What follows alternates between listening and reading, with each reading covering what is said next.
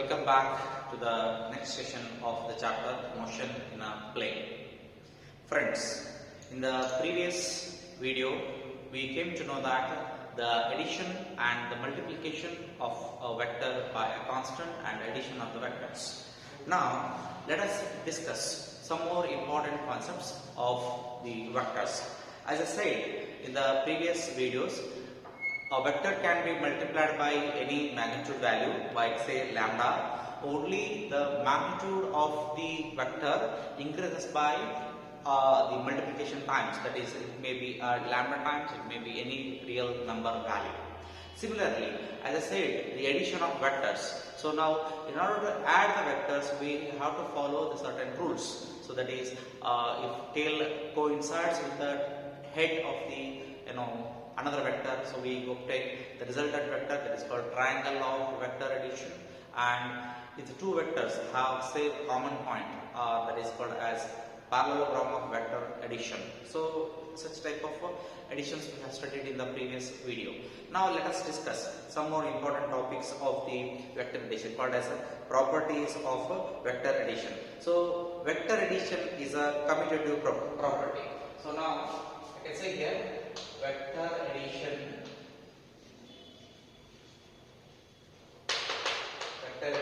is commutative. What is meant by commutative? So even if we interchange the positions, the product will be same. That is, vector A plus vector B is equal to vector B plus vector A. This is one thing. So vector addition is a commutative. Just it is a knowledge purpose, though it is not there in the syllabus, but it is very much required in the CET or any competitive examinations. That is why I am explaining vector addition is a commutative property. So now next one is vector addition is associative. So first one is vector addition is commutative. Second one is it is associative. So what is meant by associative? If I take two vectors, that is vector A plus B, if I add to the one more vector C, that sum is always equal to vector A plus the sum of the individual vectors, vector B plus vector C. So this is one property. So if I go to the third property, the third property says that it is a distributive property. So vector addition is a distributive property.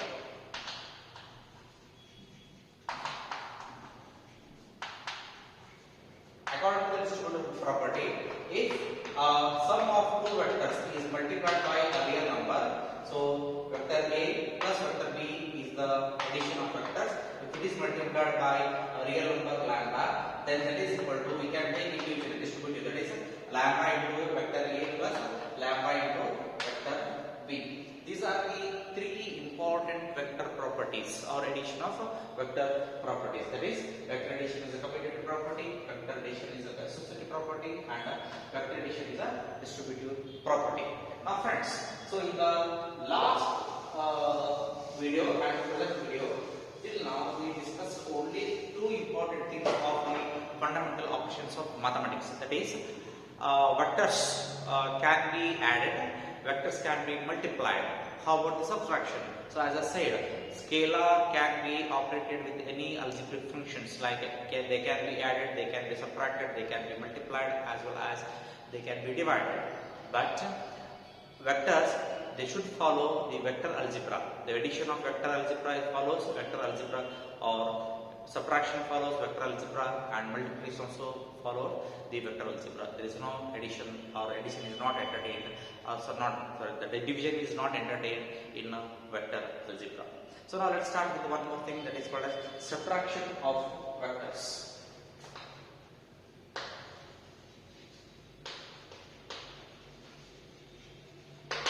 Subtraction of vectors. So in order to add or subtract a vector, we must need minimum two vectors. So let me consider two vectors. So now vector 1, say like this. This is vector A. I will take one more vector, say B. So here I have taken two vectors, vector A and vector B. Suppose if I add the tail of one vector to the head of another vector, the resultant vector becomes R equal to A plus B. Now what I will do, I will interchange this vector. So if I change this vector becomes like this now. So this is now minus b. Minus b. Then afterwards simply use the vector position add. How to use this one? Let us take another property. So this is a vector A. So this is a vector B. So if I interchange, this becomes like this. So vector B minus. So if I add, so that this is vector A. So now this, if I take this, then it becomes vector B. Then if I add, this becomes R is equal to vector A plus vector B. But if I interchange, it is now like this vector B. If I interchange by 180 degree, then it goes like this. Straight line I have to draw. It goes like this. Now this is minus B. This is minus vector B. Then from this, if I join this one, so this vector becomes resultant vector, and this resultant vector is equal to vector A minus vector B. So look at this. Here the junction. From here to here it is vector plus B. From here to here it is vector minus B. Then this resultant is given by vector R is equal to A plus B, addition of vectors. If I take exact opposite direction of vector B, then it becomes minus B. Then if I take the resultant vector is given by R equal to A minus B. This is one. Another one. If I take a vector like this, so this is vector A. And if I take vector B like this, so if I add, it becomes just a plus B only. What I will do? I will interchange the direction of the vector B. Now it will become minus B. So if I add this one here, this will become like this. So this is vector A. Then shift this one. So this becomes vector B. So it becomes R is equal to vector A minus B. So only this part becomes minus B. This part becomes so this is vector A minus vector B. So this is total vector A. So this total length. This total length is vector A. Only this part is vector A minus B. This part is vector minus B. So like this.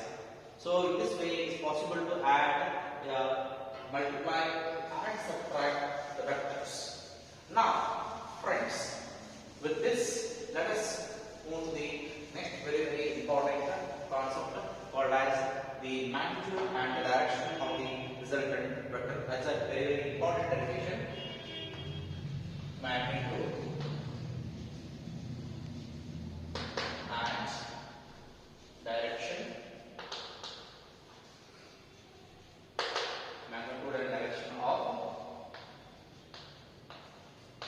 resultant vector.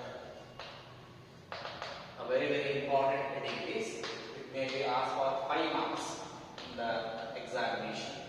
So now in this, what we are going to do? So now in the previous class I explained one thing that is called as a resultant vector. To understand the resultant vector, let us explain the parallelogram of vector addition which we come across in our day-to-day life. Suppose how to determine resultant vector. Now pay the attention. If one person is standing like this, this is indicating one direction. If another person is standing this is also indicating another direction. Now please pay the attention, very important. Look at this. This is the head, this is the tail. This is the head, this is the tail. So both the vectors are standing like this. One is pulling me in this direction, another is pulling in this direction.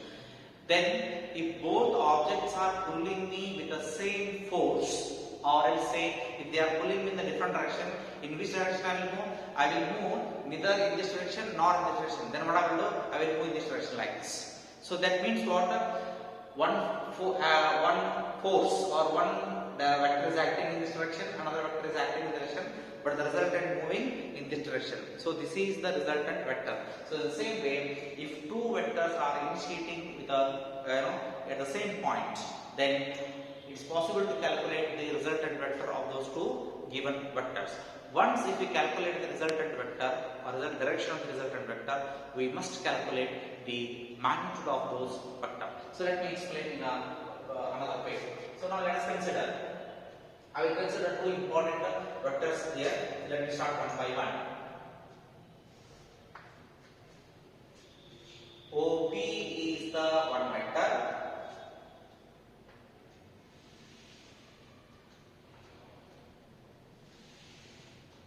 OP is the one vector and OQ is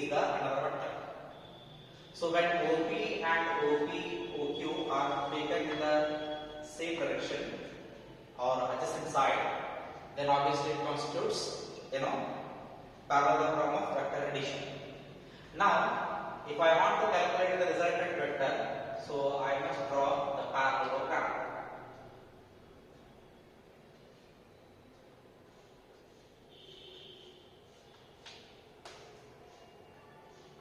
So this is the parallelogram. Once if I draw the parallelogram, then I will obtain the resultant vector. So this is the resultant vector R. So let me change this. This is the resultant vector R. Now I will name vector OP as vector A. I will name vector OP as vector B. Now OR or OS will give the resultant vector.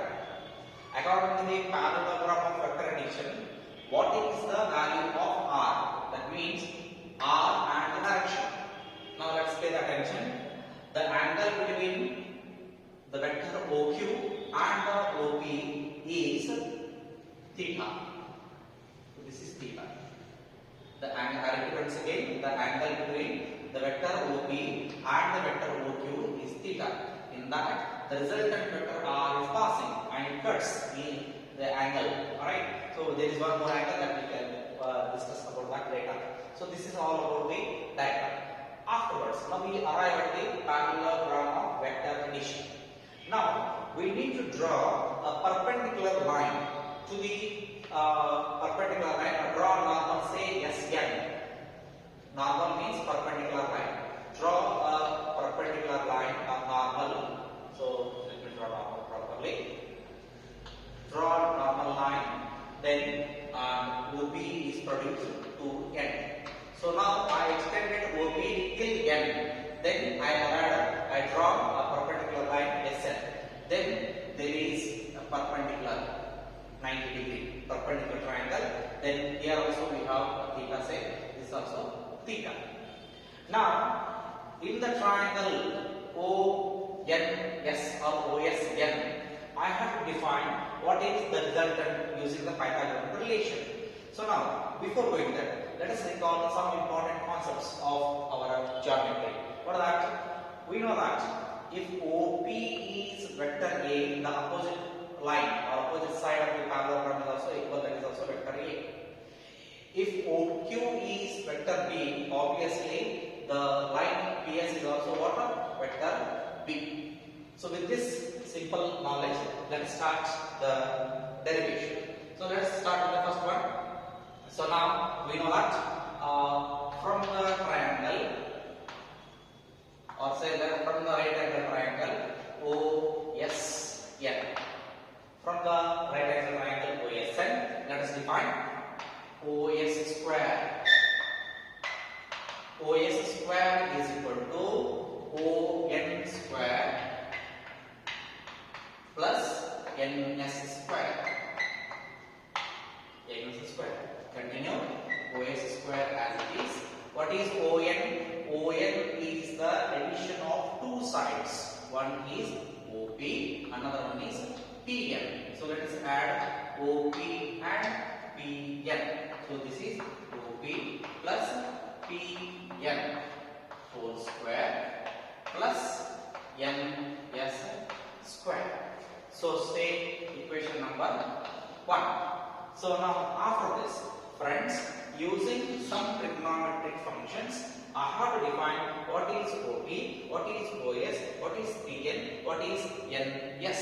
So to define this one, let us start one by one. What is OS? Already I know that OS is equal to vector R. OS is equal to vector R.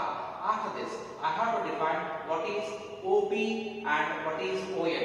Already I know that OP is nothing but what? Vector A. I know that this is vector A. Timing only, I am not considering vector. Simply say magnitude. OP is equal to A. Once OP is equal to A, then what is PN and NS? That I have to define. PN is here, NS is here. To define this one, let us call the trigonometric functions. So in triangle PNS, so let me introduce cos theta. Cos theta. Cos theta means what? How to define cos theta? Cos theta is nothing but adjacent side divided by hypotenuse. So here adjacent side is Pn divided by hypotenuse is what? Sp. So it implies Pn is equal to what? Pn is equal to Sp into cos theta. So now Pn means what? Pn I don't know. Let me keep as it is. Pn is equal to what is Sp? Sp value is P. So it becomes P cos theta. Similarly, define sin theta. How to define sin theta? Sin theta is nothing but opposite side divided by the hypotenuse. There is an angle to this. This is the opposite side. So this is Sn becomes opposite side. Sn divided by hypotenuse is what? Sp. So this becomes Sp. So if I rewrite this one, I'll get Sp is equal to, or say Sn. Sn is equal to Sp into what? Sin theta. So now Sn I don't know. Let me keep as it is. What is Sp? Sp is nothing but what? Sp is nothing but P, and it becomes sin theta. Substitute the values. Os equal to R, OP equal to A, Pn equal to B cos theta, Sn is equal to B sin theta in the equation number 1.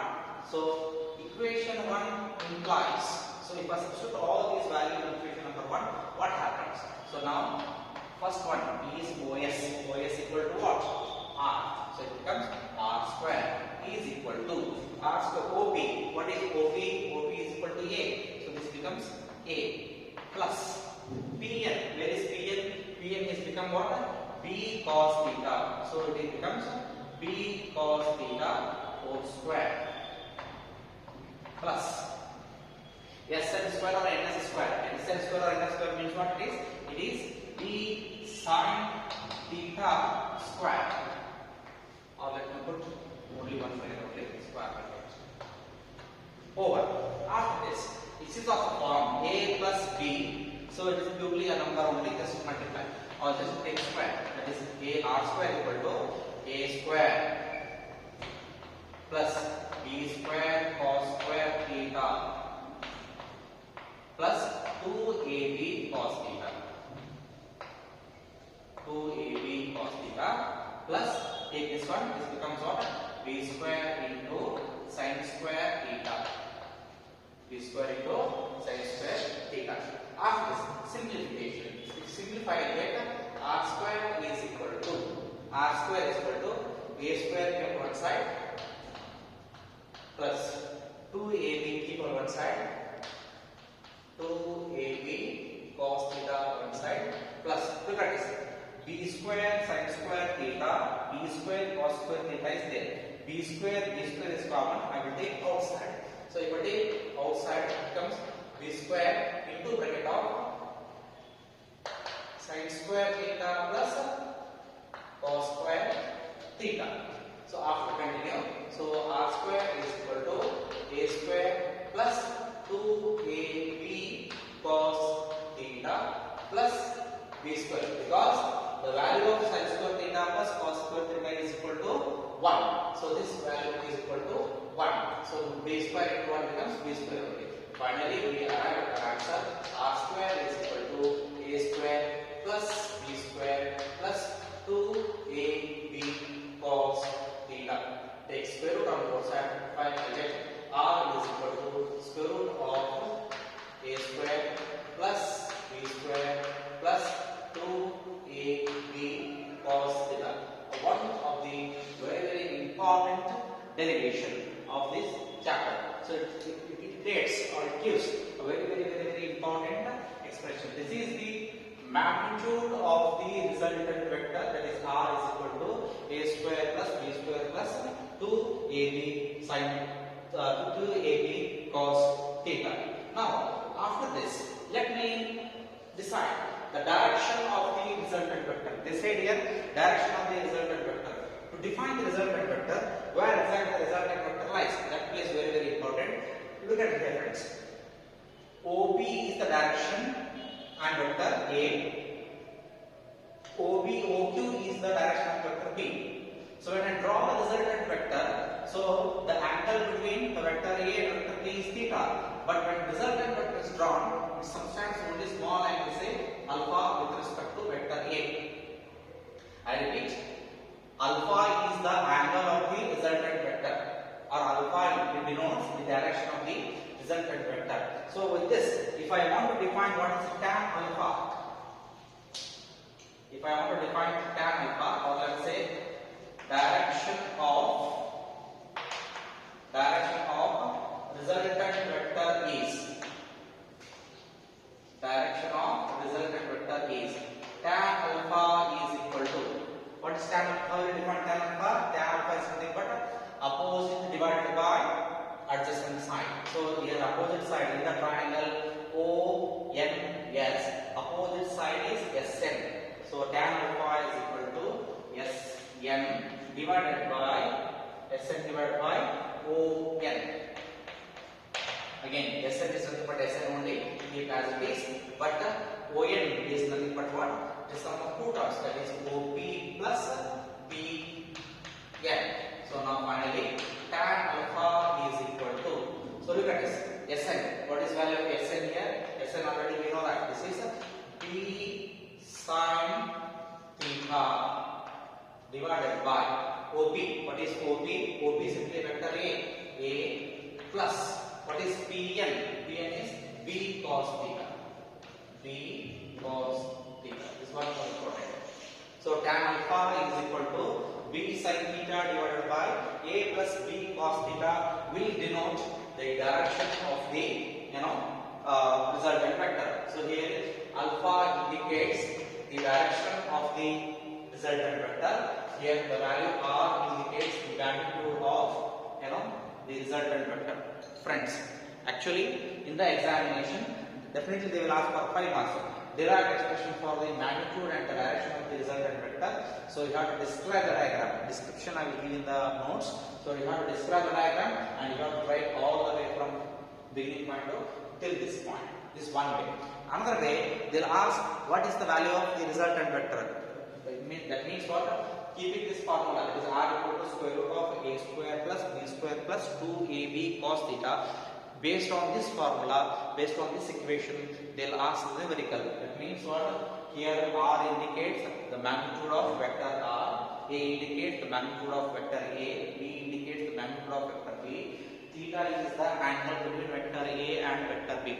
Out of 4 concepts, they may give any 3, and they will ask any one to calculate. Either angle or magnitude of vector B or magnitude of vector A, or else the magnitude of vector R. Out of 4 they may ask any one. So now this is one more important concept.